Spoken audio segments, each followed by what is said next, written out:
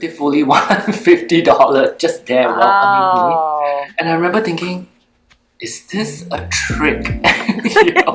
Looking around to see the cameras trying to Yeah, I catch know. you, Do right? I pick it up?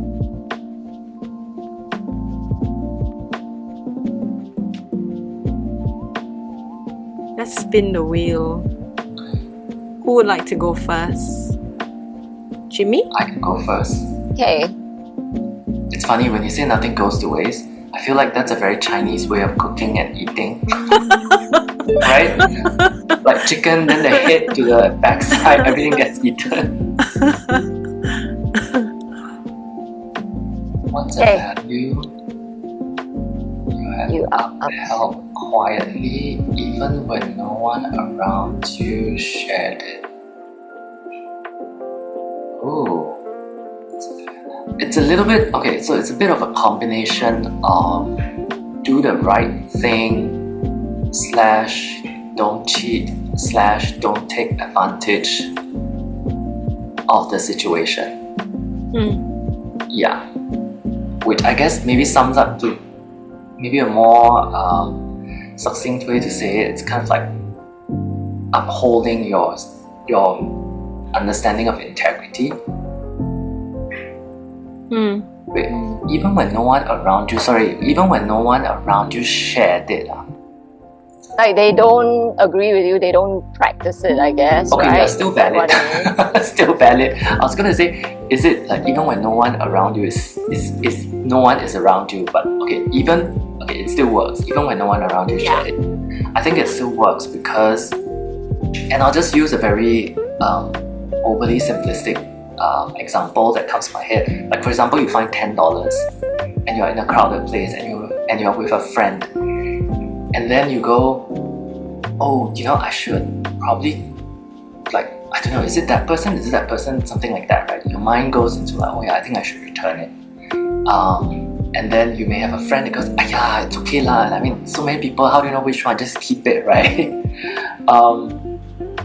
Especially with age, as I I realized that it is easier to just be like, no, I think to me the right thing to do is to either maybe hand it over to like an information counter or ask the person that you saw that looked like they were walking in front of you or something like that, and not cave to somewhat like peer pressure. Okay. Yeah.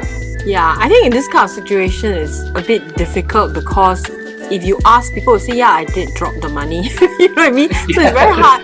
It's very hard to the best thing is to give it to charity lah. Yes. To drop it into the charity the box. next time you see. Yeah. Or else it's like, because in a society that we live in, right, as much as we want to believe that people can be honest, but there are a lot of dishonest people, and they will say, yeah, it's mine. may not be. It's a bit difficult. I think that's a good point. It's always good to have a healthy level of skepticism, right? I mean, it's like, I don't know, every time that happens to me or around me, most people be like, no, it's not mine. No, literally. Then you keep it. No. Then like pushing it around. Then I'll just say, you keep it. Next time you give to charity, you just give more. Just give this plus what you are gonna give on your own. So just double it. Yeah. So funny. Like, don't need to be like, oh, you take, I take. Yeah. Yeah, my experience has always been, no, it's not mine. It's like trying to drop money. Oh, shame. Like, no, take it. No, you take it. No, you take it. No, you take That's it. so weird. Yeah. That's so funny. Funny, right? Yeah. I've never had anyone say, oh yeah, it's mine, and then you're a bit suspicious. But you know what? It's one of those things that I also kind of believe, okay, so I want to be very like honest, right? And not give anyone who's watching or listening like the impression that when I find money, 10 out of 10 times I don't keep it. I mean, I have, and one of the most recent ones was maybe about a year ago where I saw $20, right? And then this was at a mall, here. And it was just like dead. There was nobody around. So then I was like, okay, I guess then, I'll just keep this $20, right? Lunch or something like that. And I put it in my pocket and then went to McDonald's. But I paid using a credit card. So I paid using a credit card, then I sat down and then I had the thought, I should have paid with cash. I have $20. And I looked in my pocket and the $20 was gone. Oh wow! Yeah. Yeah. I believe when I paid at McDonald's, because there was a distance, right? I had to move from this location to that location You dropped it again. and drive. I believe at McDonald's when I took out my wallet, It fell out. it fell out because I kept it in the same pocket with my wallet. I It's didn't not put it meant in for the wallet. you. Yeah. Yeah, so Yeah. just wanted to share that, it's also That's interesting. there's also this thing Yeah. about if it's meant to be, it's meant Correct. to be. Correct. If it's Yeah. not, It will find the it person won't stay. who needs it, so to speak, because you obviously correct. It will didn't go to need someone else. Yeah. Yeah. Okay. Yeah. I had an interesting encounter about money dropping, right? I take my dog out quite early in the morning. So the newspaper guy who delivers the newspaper, he's on the road like on his bicycle. And he was delivering to a house that I happened to be there with my dog, and there was $2 on the ground. I picked it up and I passed it to him. I said, I just picked this up. And he gave me a set of newspaper. He's like, oh, here.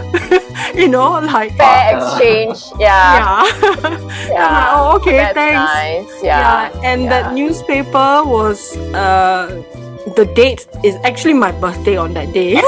Oh, I hope you kept it. Have Yeah. You, kept, Wow. you should keep it. I kept it, but I think when I moved house, I forgot about it and I used it to wrap things. That's Very so special. such a nice Yeah. story. I know. Yeah, it's quite Wait, interesting, but right? okay, so I'm curious, right? I would assume, okay, you just shared your story, so I would assume, but you've also found money before. Like, what's the largest amount that you guys have found? $50. Wow. Okay, yeah, I think And mine's $50. And I found it in a place where there are a lot of people walking. The thing is, Same. people are on their phones. They're not watching where they are going. Too bad. You snooze, you lose. Yeah. Yeah. Oh my gosh, I found it at and Sue will probably know exactly what I'm talking about. Where there was a period of time I was renting at River Valley. and then there's a petrol kiosk. Yes. Remember, and then you came to my Yes. place and we ran along the river. Yes. So like we leave the apartment and then out the gate, right? That Yeah, walkway. that canal. Yeah. Yeah. It's like busy, not super busy, like But shopping there center, but busy Constant enough, right? flow, yeah, of people. And I found like beautifully $150 just there welcoming me. Wow. And I remember thinking, is this a trick? You know? Looking around to see if there are cameras trying to Yeah, I catch know. you, Do right? I pick it up? Do I not pick it up? Yeah. Yeah. Yeah. It's amazing. It's nice. just there in the middle. It's not like Yeah, nestled I in some mean, leaves or something. correct. In plain sight, right? Yeah, it's lying in Basically. plain sight, yeah. Yeah. Yeah. I've never found $50. Maybe the most is $10. A lot of coins though. Coins. Right? Yeah. Coins. I found a lot of stuff like money, jewelry, but I mean costume jewelry lah. Wow. Never found jewelry. It shows that you are really watching where you're walking. I've been trained well by my parents. You know, watch where you're going. Like they always say, right? 你走路要看路. Yeah. Yeah. Wow. So fun. What a spin-off. Yes.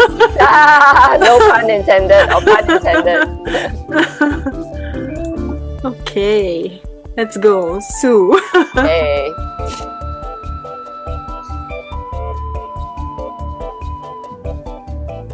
What's one part of your life you could treat more like a creative process, not a performance? Oh my gosh. Not a performance. I don't think I do anything in my life like a performance, to be honest. Yeah. It's not for show. It's not to entertain other people. So I don't have performance activities or processes, to be honest. But of course, we can always be more creative in everything we do, right?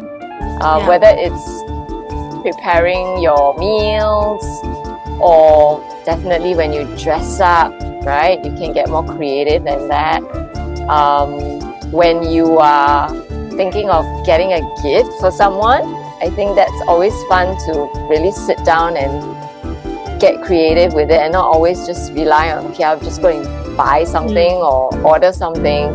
And even the way you present it, yeah, I think packaging is very important too. There's so many different ways you can, swaddle a gift, so to speak. Like I like using inexpensive scarves.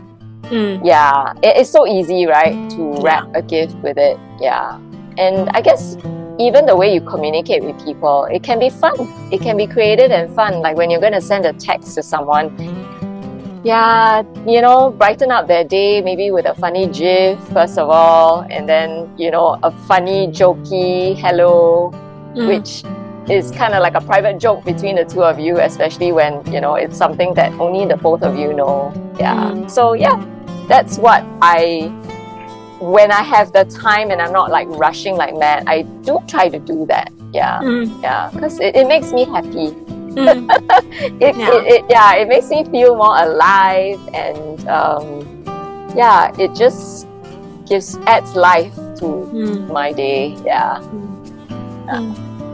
Nice. Thanks. Thank you.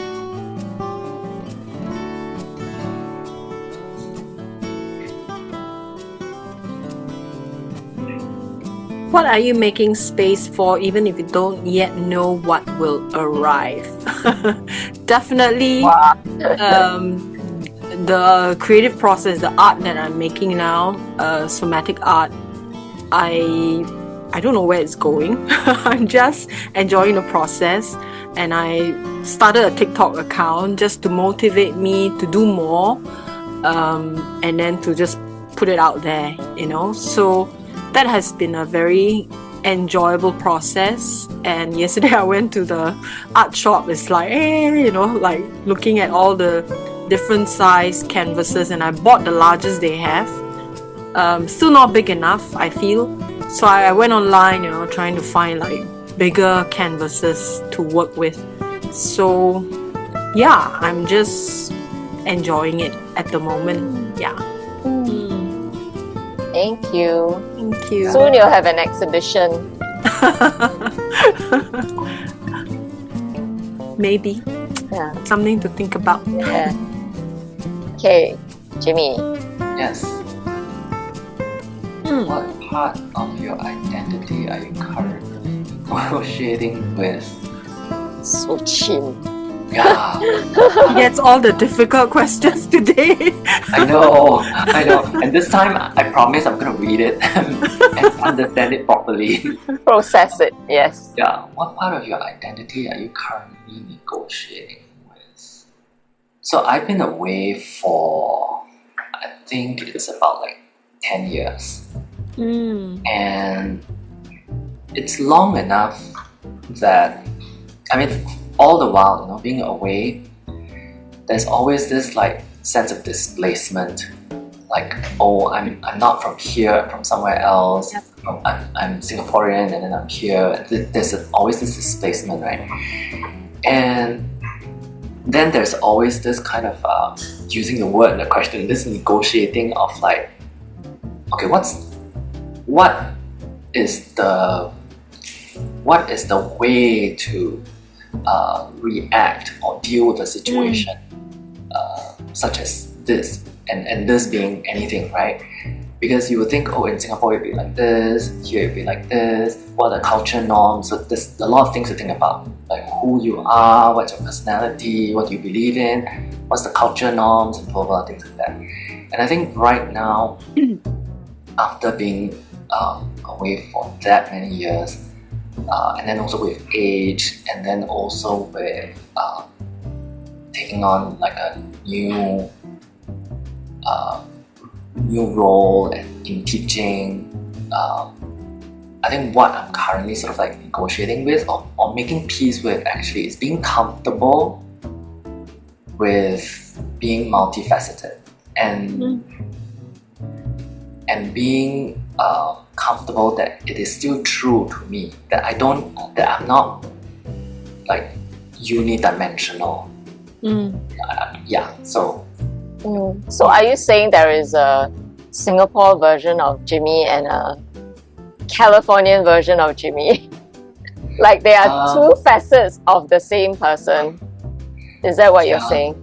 Something like that. And I don't want to make it potentially come across as it's like putting on putting on like a role. Not that, but I think it's the me has become more evolved in a way. Multi-dimensional. Okay. Yeah. Okay. So there's not so much like there's a Singapore me, there's a California me, it's just it's that nice sort of melding together. It's just interesting. You've just grown with your experiences. Yeah. And also I think it's important to adapt, right? Different situations, different environment, different people. You need to be able to adapt accordingly because I mean that's part of life, Yes. And it's a very I would say, and recently I've been reflecting on it. I mean I reflect on it every now and then, but recently I reflected on it, right? And it's really interesting because when you take a step back, then you realize that the same situation in another environment, in a different country, will be dealt differently. People will react differently. And that in itself is very interesting. In a good way.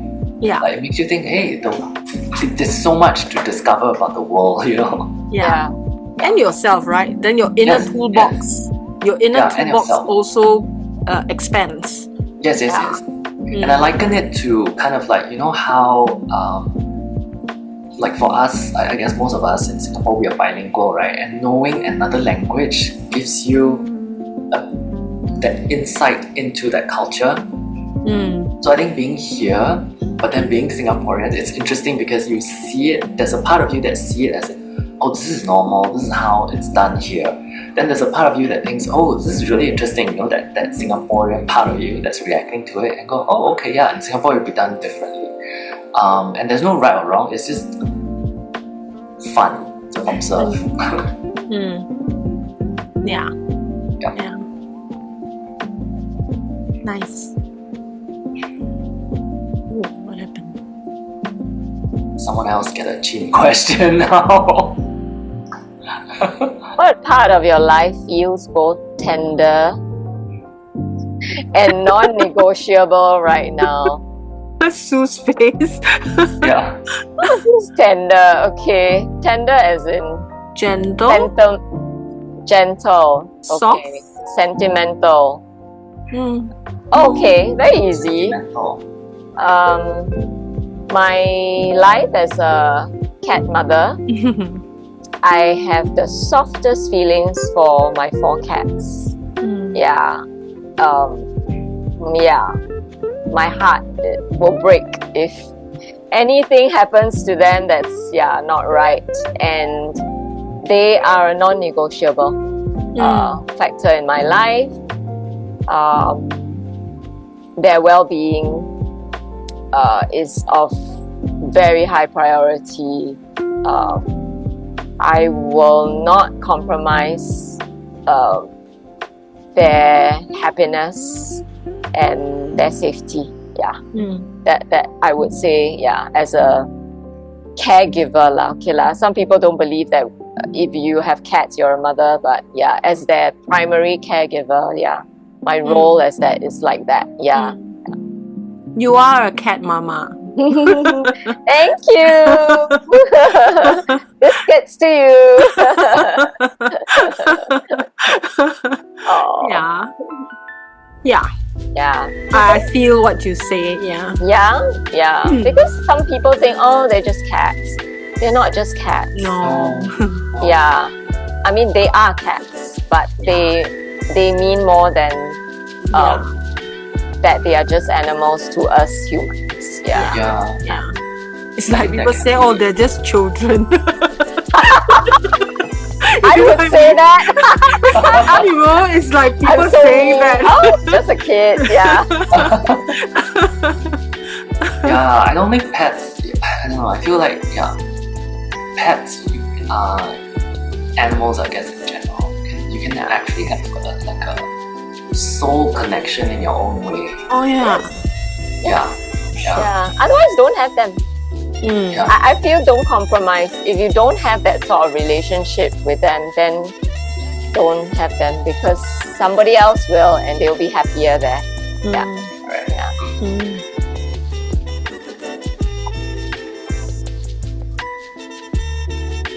What part of your identity? Whose mine is it? Yeah. Oh, what part of your identity are you ready to experiment with without needing? It's the same. My answer will be the same. The artist part in me, right? I think it's been on hold for quite a while, and yeah, I think ever since motherhood, I've stopped the art part, and then so now it's like, you know, I'm really into it, and it's making me feel very happy doing it. There's no, I mean, the outcome is, I really don't care. I really enjoy the process. Yeah, the fun part. So it's related to the previous question. That's so nice. I'm happy to hear that. I almost read it as without needing a fixed income. I was like, oh, that's hilarious. That would be nice to just I know. all day long. I would say this is for me, it would be this. Just do it all day long, right?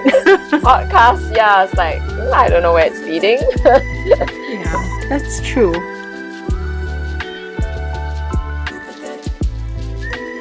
We're back to Jimmy. Okay. What version of peace have you tasted and now refuse to live now? The peace that comes from not being a people pleaser. Yeah. That's a good one. Yeah, that is it's funny, like the moment I see this question I was like, yes, that's my answer, because I've been thinking about it recently, that you know, kind of like in retrospect, you look at my life and you go, oh yeah, there was that people pleaser part of me, right? Before.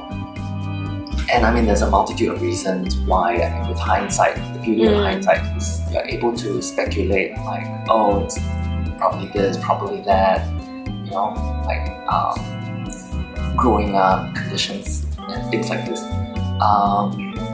And how that was actually something that gave me a lot of, how should I put it? Not exactly anxiety would be one of them, but it gave me, okay, just to make it easy, I'll just say anxiety. You think like, oh, I gotta do this, I cannot upset that person, or I cannot let that person down, I've already said yes, and all that. But realizing that, and also then being confident enough to, part of it coming from age, to say, no, that doesn't work for me anymore. And then experiencing that peace, literally tasting that peace, and then, you know, go like, okay, I'm not going back. I think peace is one of those things. Once you have a taste, you cannot go back. You can't put a price on it. Yeah, you can't. You can't. You know, in whatever shape and form, right? Yeah, especially like inner peace, you know, making peace with yourself, your whatever your mistakes, your this, your that, who you are. It's so good. Yeah, you can't. There's no turning back. Yes.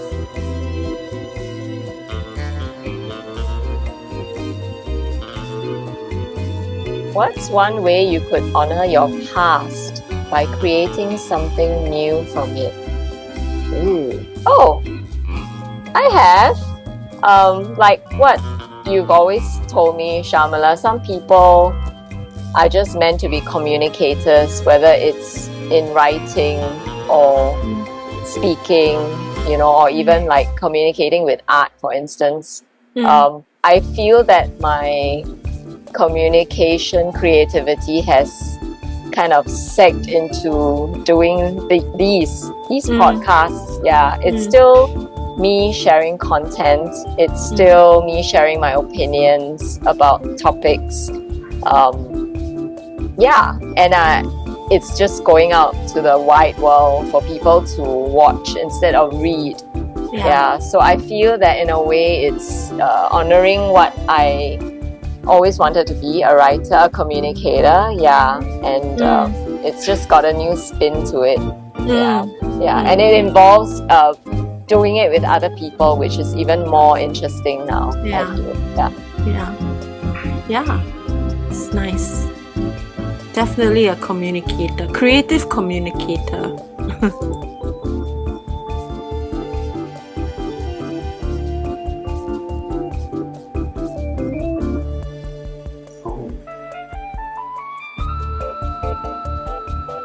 What would change if you let your curiosity lead instead of your competence?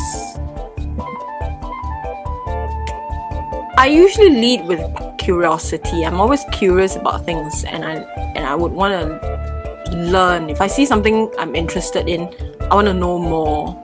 I want to learn more.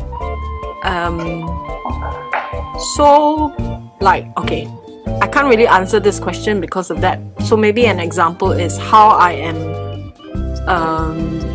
in this AI age, like how to use AI. I'm very curious how to use it to my advantage for my work, and not to become a slave to it, not to allow it to be, to use it, I have to master it. It cannot be the other way around. And I feel that that's something we all should develop an edge over, because I see too many people using AI and they just become enslaved to it.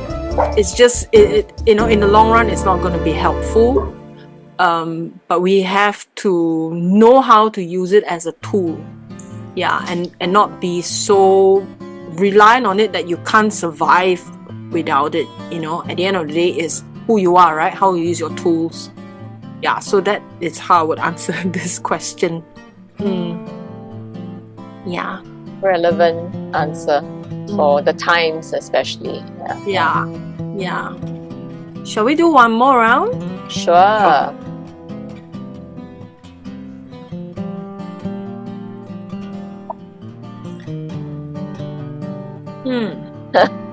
Part of you still braces for impact,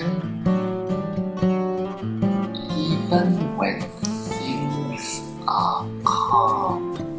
Actually, the short answer is no leh. None of me, no part of me still braces for impact even when things are calm. But I would say essentially just life experience and everything just shaping how we are, who we are, how we live our life and how we live our life, right? I used to be always very vigilant that things could be bad. Like don't let your guard down. Things seem peaceful right now, but there's always like a crisis that's waiting to happen around the corner. And you know, the moment you let your guard down, that's when it happens. You go into this hypervigilance, you're always bracing. Even when you're very happy, you're always bracing because you always feel like, oh, something's just gonna catch up and catch me unexpected, you know? Yeah. So it used to be like that. Yeah, so it used to be like that. Then it kind of like changed when, like early 30s, I think. Just a lot of things that would seem by chance, but now again I choose to believe that it was all meant to be. You know, kind of reshaping, tweaking, people that you know, information that you come in contact with, books, things like that, that thankfully changed that. So not that I am now, you know, like oh la la la, and then just go about life like that. But yeah, I have that confidence that, oh, if something happens, I can deal with it. It's nice. That was a very long answer. What belief about time or urgency are you unlearning? Ooh, I'm curious to hear your answer. You know, when you're younger, you don't really think about, oh, I'm wasting my time doing whatever, because you feel that you have a lot of it. It's like a very wealthy person who doesn't think about how they spend their money, right? Yeah.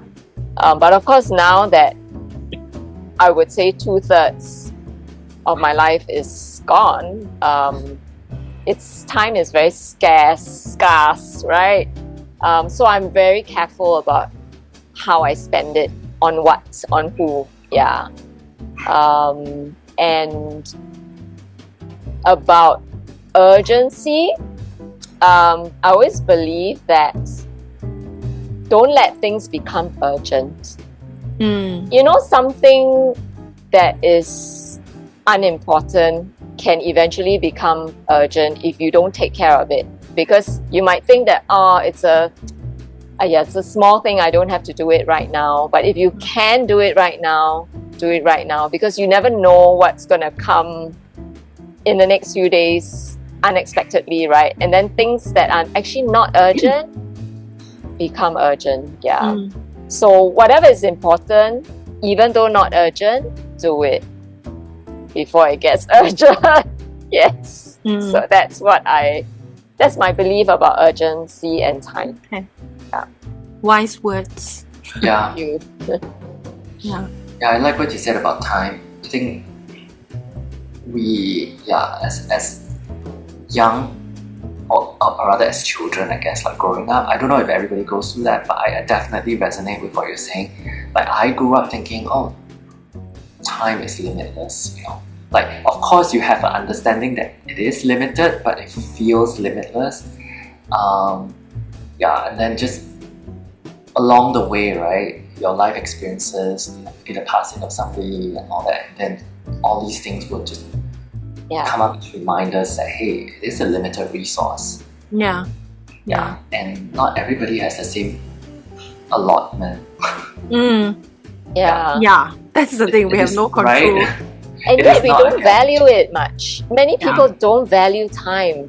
Yeah. And that's very scary and very foolish, I feel. Yeah. For sure. Yeah, gone are the days where you don't even think about time, you know, when you were young. Because to be honest, money you can still earn. No? How are you going to earn time? You can't. Yeah. You can't. There's no way, unfortunately. Ooh, what's something you didn't choose, but now choose to carry differently? Many things. So many things in my life that I didn't choose. But if I want to keep things light, let's talk about my cats. The cats are actually my daughter's cats, right? So supposed to be one cat, and then we got duped into taking 2 cats. So, and then, you know, she left Singapore, and so I'm left with the cats. Not that it's a problem, but, you know, to love them, I didn't choose to be. In fact, you know, when we got the cats from my daughter, I didn't think that far. I'll be the one who has to look after them eventually. But then, you know, it became that way. So it's been very enjoyable having them, and along with the dog. So, and people often ask me, you know, aren't you lonely? I say, I got 3 creatures in my home that I can speak to. How will I ever be lonely, you know? And watching their antics, like, you know, all the funny things that they do, it can only be fun and enjoyable. Yeah. I agree with you. Yeah. I think it's so, what you just shared is so interesting. Like, makes me think again of something that, you know, recently I was thinking about, right? Like, we often, or rather a lot of people, equate being alone with loneliness. But it's not true. You can be. Like, that is a good starting point. You know, there's a good chance. But it is not always the case. No, not at all. Yeah. Not at all.